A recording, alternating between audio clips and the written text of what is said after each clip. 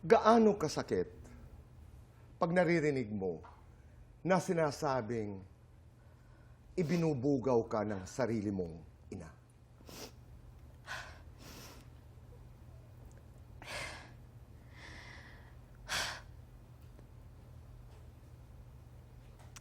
Sobrang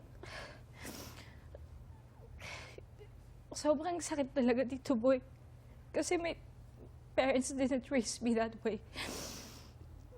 And lahat ng meron ako pinagpaguran ko, and my mom would never do that to me.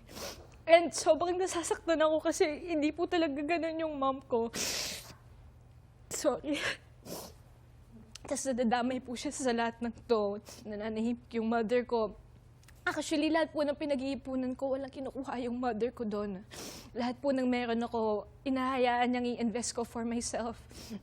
And uulitin ko po again, everything I have, everything I own, everything I post, everything I flex, I bought it with my own money. Alam po ng GMA yan.